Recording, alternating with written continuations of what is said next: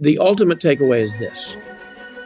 If those young men could be raised to thrive in their Babylon, which was honestly 100 times worse than anything our kids are facing, if those parents could raise those kids to thrive in their Babylon, we can raise our kids to thrive in our world today.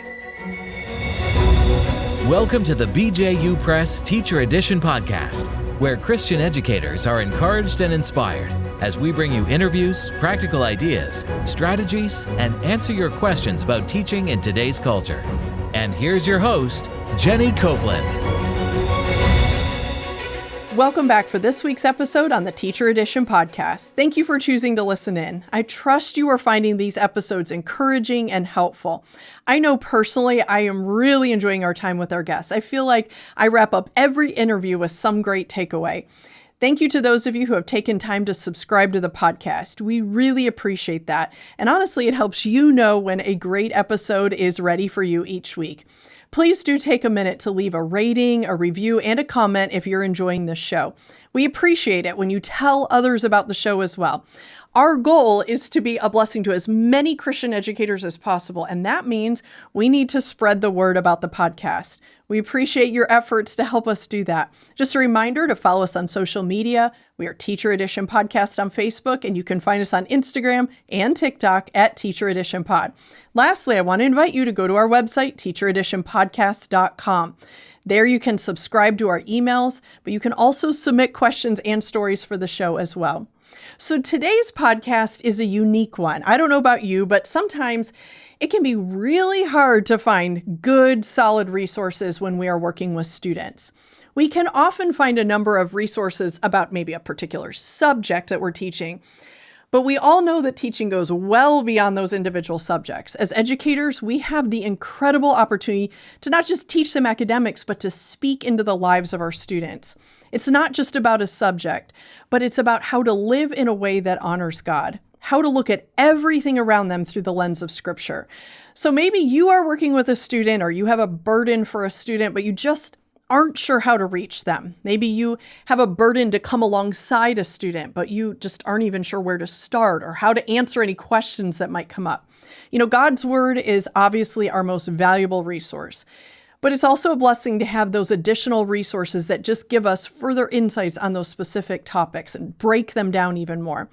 A few weeks back, we had a fantastic episode with Steve Cruz, where he just really, the whole time, literally shared a number of helpful resources. So many of our guests also have recommended excellent resources. Personally, I found just a number of parenting books also to be so helpful in the classroom. Even ones such as, Parenting with Scripture, Kara Durbin, great book. But that's not because I am the parent of those students or do I ever want to be in that position, but it's because we are spending 7 hours a day with these students, and I want to have my tool belt full as I come alongside these students. I've also found it so helpful to learn about the students, that generation that we are ministering to. Knowing about them helps us minister to them. So today, we have Jeff Keaton on the show with us. So Jeff is no stranger to the Teacher Edition podcast. He was one of our very first guests. A great episode, which we actually aired again just a few weeks ago. Jeff is the founder and CEO of Renew a Nation, and he has been a church planter and a school planter. He has dedicated his life to impacting the next generation for Christ. And in that burden, he works to awaken parents and church leaders to the need to give young people a biblical worldview. So I've invited him back to be with us today because he recently completed a new book, which will be available very soon. Since we have been talking about great resources, I wanted Jeff to talk about his book and about his burden for his book and just give you, a sneak peek into that resource. So Jeff, thanks for taking time to be with us again today. Thank you, Jenny. It's great to be with you, and I appreciate what you're doing a lot. Okay, so you have written a new book entitled Saving Our Children in a World Gone Crazy. So talk to us about what led you to write the book. Well, over the last decade plus, I've been speaking all across America to parents, grandparents, pastors, and educators about this tremendous need to give children a biblical worldview. And obviously at Renew a Nation, we produced a number of different resources because My gift, you might say, is to inspire people, to motivate people, to awaken people to get engaged in this battle. And in the early days, I would go in and speak. People were ready to jump off a cliff to do it, but I didn't have any resources to put in their hands to help them know how. I told them why, and they believed me most often, but I wanted to have more and more of how-to resources. So obviously, Dr. Josh Mulvihill has written a ton for us, but over the last couple of years, I just really decided that I wanted to leave something from me personally that would take my speeches that I give, say, on a Sunday morning in a church and place something in the hands of these parents, or which I speak to parents a ton at Christian schools or at Christian educator conferences. I wanted to have something, where they hear my message, they hear this burden of my heart. I pour it out to them. And usually, they come up to me afterwards and they want to know, okay, I'm with you. I want to give my kid a biblical worldview. What's next? And so I just really wanted to take, honestly, the message that I've been giving, not just one message, but the general overall theme of my messages, and put it in written form for two reasons. One, I wanted, when people are motivated at the end of a speech, I want them to take something home that would give them 4 or 5 or 6 times more than I just gave them in a speech. And I also wanted to be able to, I can only speak in so many places. Recently I spoke 12 times in 11 days in 5 states. Okay. You can't pack any more in than that right there. And so I wanted to write this book so that I can take my spoken message, put it into book form so it can go way beyond me. And so obviously we live in a world gone crazy. We've had the great parental awakening in the last 4 years, which has resulted in millions of moms and dads going into action. Many of them have placed their children in Christian schools or Christian homeschools, millions. Others who haven't yet been able to do that have decided to get involved in their local public school or whatever, So now there's this great awakening. I want to fan the flame and I want to deepen it just a little bit. So that's really why I wrote this book, Saving Our Children in a World Absolutely Gone Crazy. That's great. Okay, so who would you say is the target? You mentioned a little bit, but maybe hone in. Who would you say is the target audience of your book? And what would you say is the action that you hope they will take after reading the book? So 100% my target is parents who are still raising children at home, period. And the younger they get this book, the better. And my prayer and goal for this book is that parents will, it's really a little bit targeted. It's targeted for Christian parents. There's no doubt about that. Even though a non-Christian parent who read it, I actually share the gospel in this book and give people a chance to pray to be saved, literally in the section on the last section where I talk to parents about the importance of living an authentic Christian life in the home if they want to save their children. So anyhow, but its primary audience is Christian parents who are maybe not yet totally aware of the battle that's raging for the hearts and minds of their children. And my dream and my prayer, and I believe God led me to write this book, is that they will get off of dead zero and go into action. So in their family, they'll start training their children much more. And they'll make sure they're connected to a local body of believers where their children are really being equipped in the church.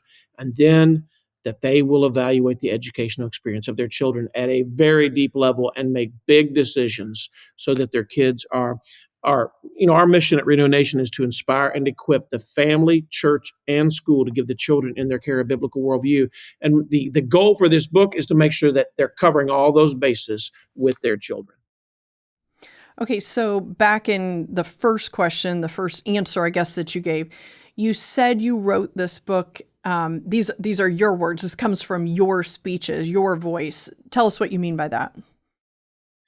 Well, actually, I told the editors, don't take my voice out of this book because I speak dramatically. I mean, that is my, I throw in 17 adjectives in one sentence and the editors hate me for it. But I said to my editors, one of whom has worked with me for 15 years or so now, I said, listen to me. You're going to clean this mess up that I'm going to write. Okay, I promise you. But at the end of the day, when people hear me speak, most of these books will be sold after I speak somewhere, literally. I mean, they will be. I know that. And we sell, tens of thousands of books through our speaking. We do. We're going to self-publish. Renew Nation will publish the book. But I said, I want And I've had this happen. I wrote another book called The Life of Radical Faith. And one of my parishioners who had been sat under my preaching for years, she said to me one day, when I read your book at my kitchen table, it is as if you are speaking directly to me. I can hear your voice. And so I said, most of the people who buy this book are going to be buying it after hearing me give one speech. And they're going to be inspired by God's grace, by that speech, hopefully. And I want them to go home and feel like it's a continuation of what they just heard throughout the entire book. So, if in writing, you write different than you speak, but at the same time, that's what I meant by keeping it in my voice. And just today, I went through one final editor's comments, and she took out several adjectives throughout the whole book. And I actually agreed with her because she was saying, Jeff, it's a little smoother if you do this, and but in my voice means let them hear me speaking again. That's what I meant by that. Okay, good to know. So we will know as we read if there's some adjectives missing there. We'll just fill those in our mind from having heard you speak. Okay, so you have 5 sections in this book.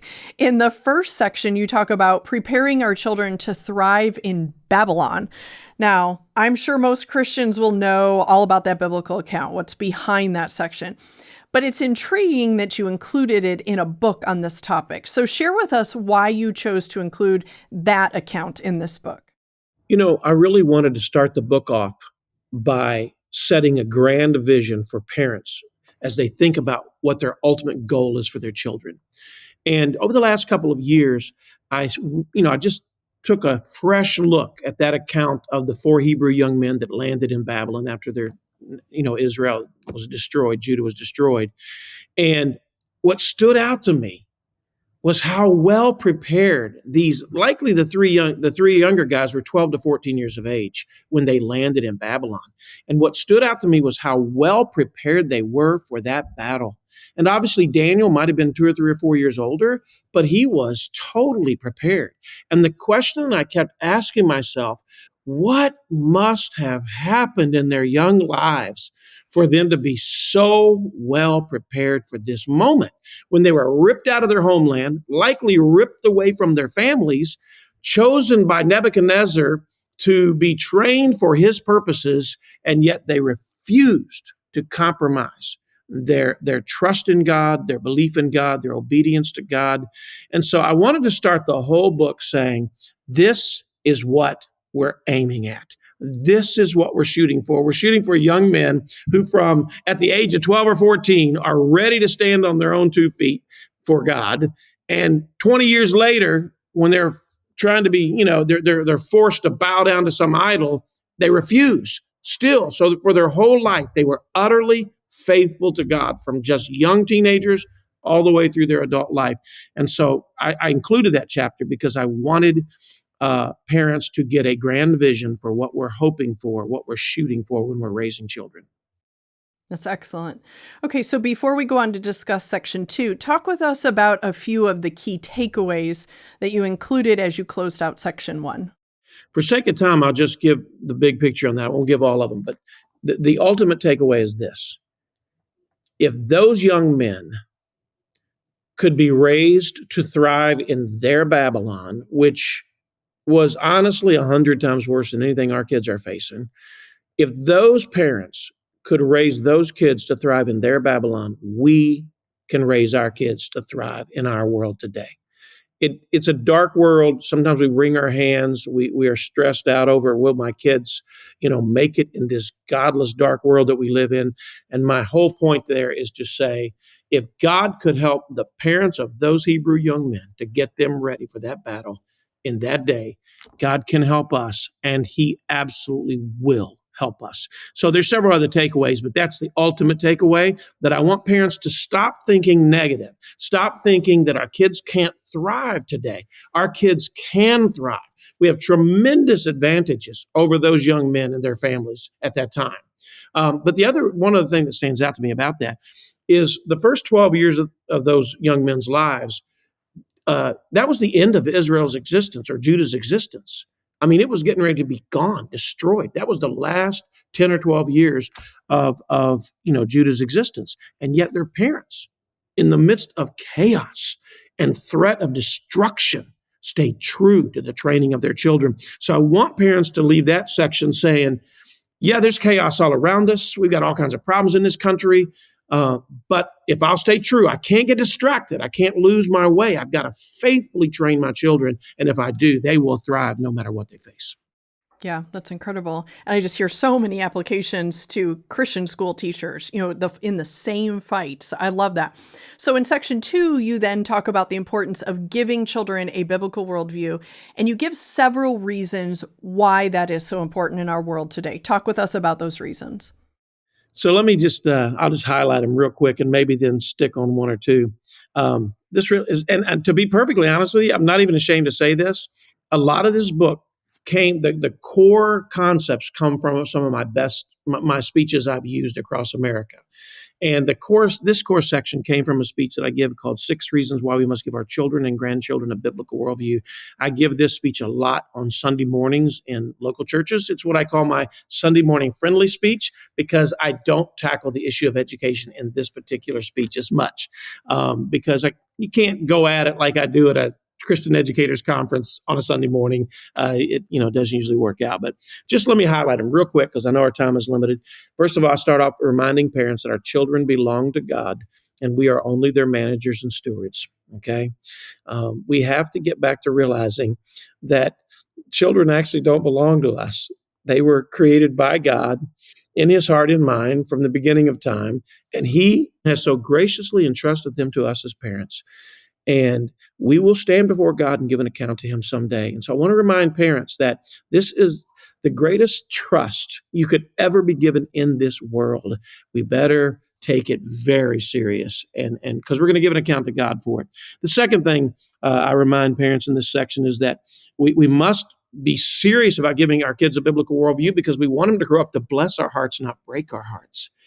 And this can be kind of sensitive because we all have wayward family members and wayward children and grandchildren in our families at some level.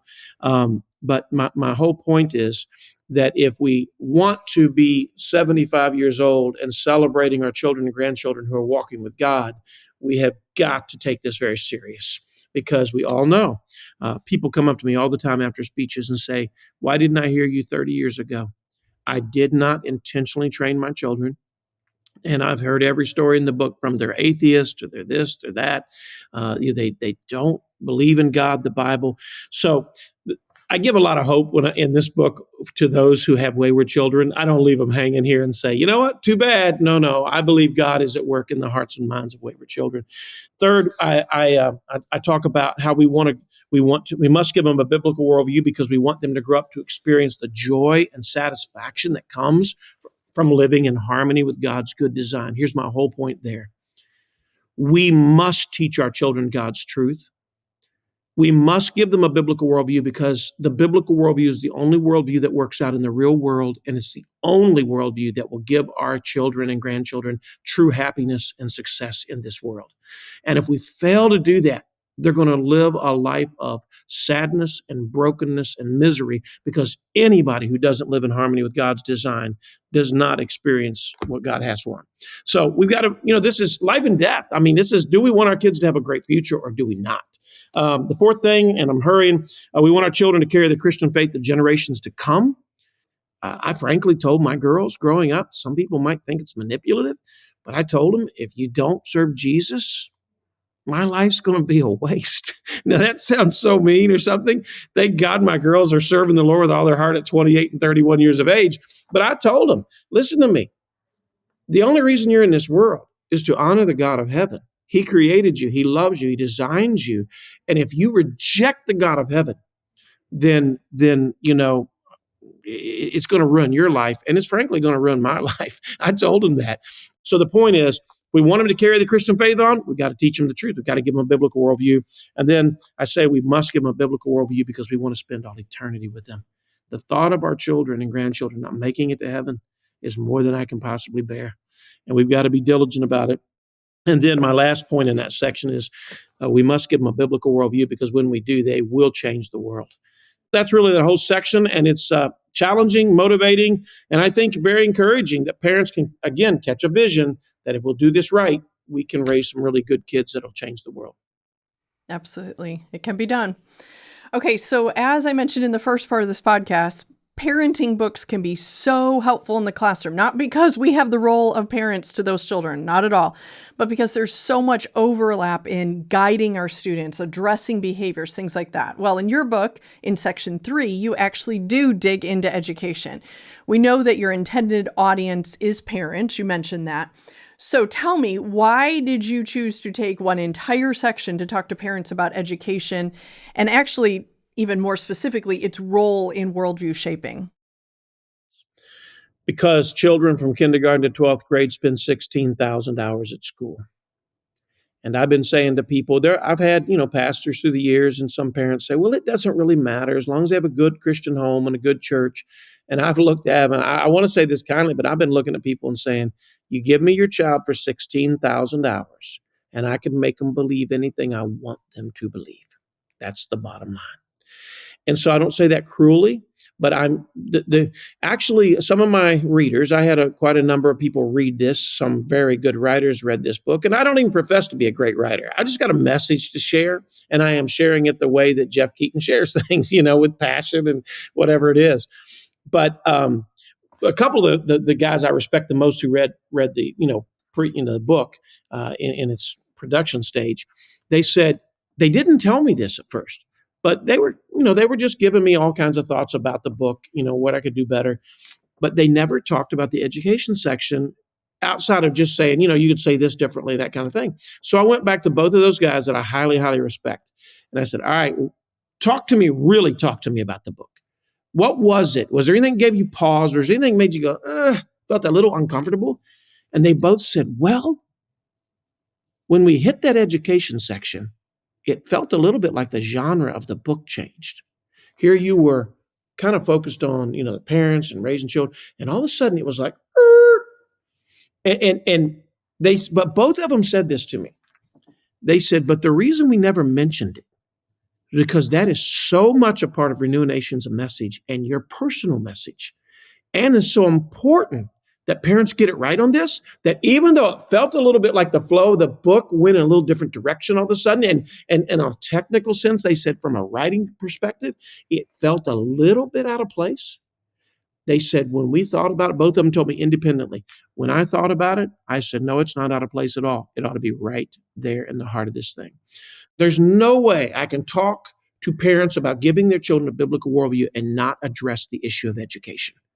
Because in my personal opinion, even though I believe parents have the dominant influence on the worldview shaping of their children, kids pick that up. It's more caught than taught with parents, I would say. Unfortunately, many parents should do better at teaching their children. But whatever the parent's worldview is, it's going to be caught by the kid. That's a dominant. However, I think when it comes to, science and even history and things like that, the educational setting has a huge influence on what kids believe. And so there's no way I was going to write this book and not deal with the issue of education. And so I go after it with everything in me. I take a kind of a different approach. I kind of take a worldview approach. I show them how the different, like a secularized education versus a Christian education, how they answer the major questions of life. I really that's the bulk of that. Trying to show them that no educational system is worldview neutral, that all are teaching from a doctrinal framework, whether it's a secular doctrine or a Christian doctrine or whatever it might be. And so I go after it with everything I've got, and I pray to God that it's going to the end result of that will be that many kids will enroll in a Christian school or in a homeschool. And I'm broad on that. I know that you talk to mostly Christian school leaders, but I would imagine plenty of homeschool moms are watching you. My point on that is I want kids to develop a biblical worldview through their education, be it in a Christian homeschool or a Christian school. Yeah, absolutely, for sure. Okay, so what do you think is the most important reason of the many different reasons that you give to give children a Christian or a biblical worldview education? What do you think? I believe that through the years, people would say, if you put your child in a public school, they'll become an atheist. Or, and I don't even want to just say public, any non-Christian secularized school, a school where God's truth has been stripped out of the teaching, okay? And we used to make the case, sometimes those of us in Christian education, well, don't put your kid in that school. You'll wake up someday and he'll be an atheist. 98% of the time, a kid from a good Christian home and a good Christian church is not going to become an atheist in a non-Christian school. But I'll tell you what, almost every single one of them will become. They will become a secularist. That is, when God is never connected, not one time in 13 years of schooling, to math, science, business, history, medicine, law, government, anything they study. When God is never connected to any of those subjects, kids naturally begin to assume that God is irrelevant to every area of life except for church, Bible study, Christian music, youth camp. Okay? And the curse of secularized education in America is that we have millions of evangelical Christians sitting in our churches every Sunday who love the Lord Jesus. They've been saved, but they have no idea what Jesus has to do with their life outside of church and their personal prayer time, etc. They don't think, they think like this: at church, I'm doing something sacred, but when I go to the bank to work on Monday, I'm going to the secular world. I'm going to my secular job. I utterly reject it. I believe that the whole world is under the lordship of Jesus Christ, and the only way something becomes secular is if God's truth is stripped from that area, that field, whatever it is. And so the great curse of secularized education in its many different forms is it creates little secularists who live with a sacred secular divide and do not bring Christ into everything. And it's why so many churches in America right now, pastors are scared to death to stand up and talk about politics. And I'm not talking about endorsing candidates, etc. But I'm telling you, I go some places and speak that are not all that conservative from time to time. And as long as I talk about love, hope, and prayer and your devotional life in my preaching, I've done camps through the years. I do less and less of that now. They love it.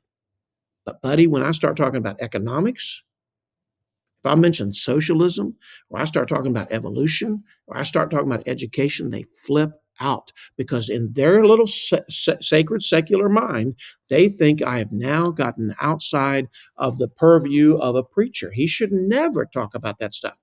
That is not appropriate for the pulpit. And they believe that because they live with that sacred secular divide. And here's the deal. That curse right there is why the evangelical church is not making a huge difference in America. Now, there's a lot of people that understand this now and are getting outside that box. So the number one thing, took me 12 minutes to say that, but the number one reason why you must give your child a Christian education is because you don't want to raise little secularists. You want to raise young people who understand that the whole world is sacred and that their mission is to go into whatever field God calls them into and bring God's thoughts and ideas and implement his plans in that area. And when they do that, they bend creation back to God's beautiful design and amazing things happen. That's excellent, Jeff. That's great. I don't know about you listeners. I am really ready to grab onto this book. This is excellent. Okay, so on to section 4. In section 4, you use the story of Noah saving his children to help parents understand how they can save their children in our very sinful world today. So share with us more, I guess, just dive in a little bit more about to talk about some of the things that you share, with parents who are your audience from that account in that section. I love this section, and I'm praying to God that every parent will wade their way through the education section, even if they might have a little difference of opinion with me when they first read this book, because I expect this book to be in the hands of a lot of parents whose kids are not yet attending a Christian school or Christian homeschool, and that is absolutely a big part of my dream for this book. But in this section right here, and here's what I've concluded, Jenny.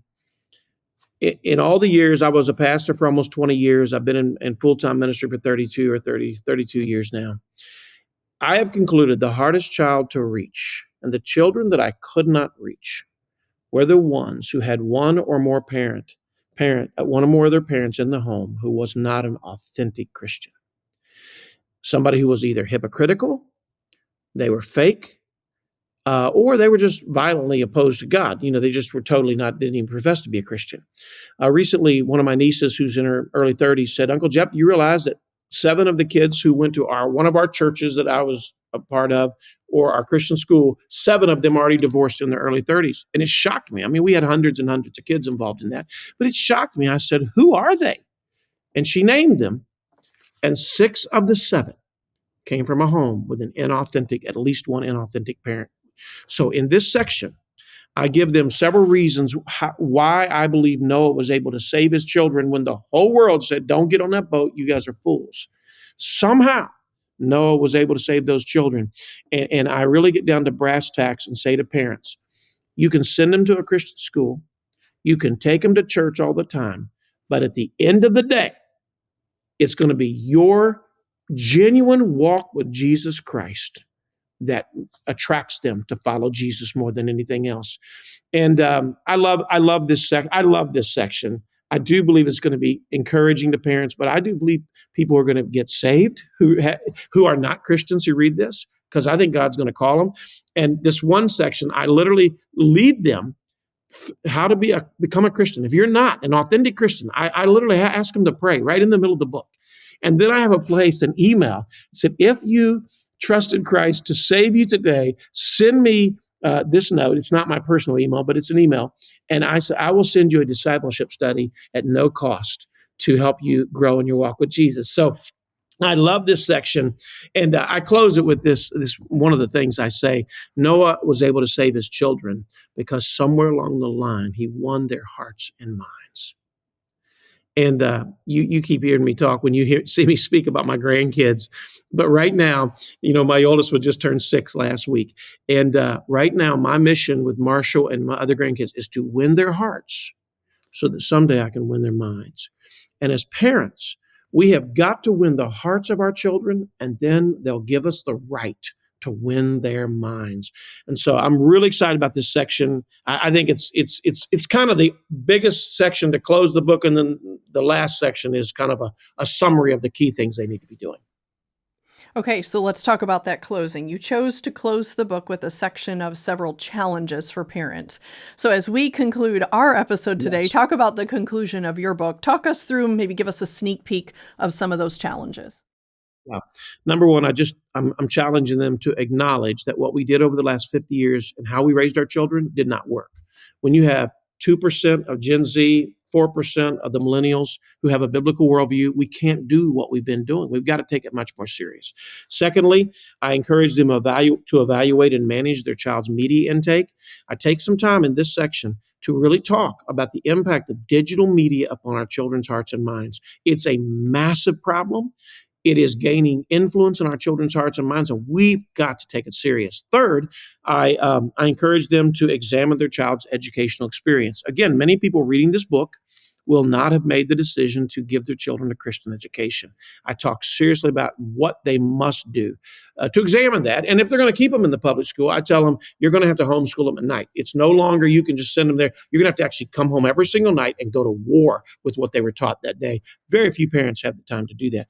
Then I encourage them personally as parents to become a student of biblical worldview. I challenge them to start reading, to start studying, because you can't pass on what you don't possess.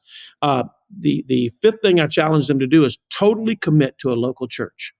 I am convinced that the church is one of God's 3 main institutions, the family, church, and government, and that too many Christian families do not immerse their children in a good local church and stay there rather than hopping around from church to church. So I really make a big challenge there.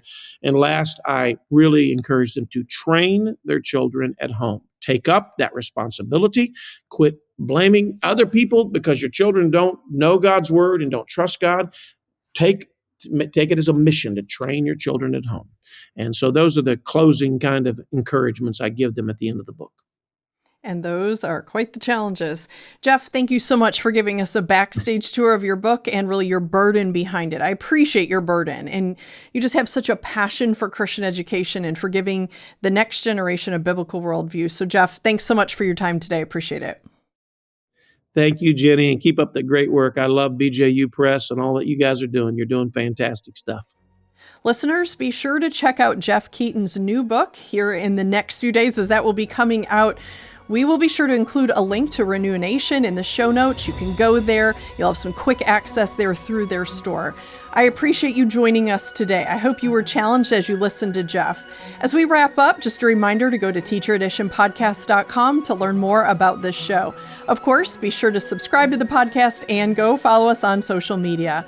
Now it's time to get back to your day. It's not just any day, though, because every day in the classroom is your day to impact and inspire through God's power and also through His grace working in you.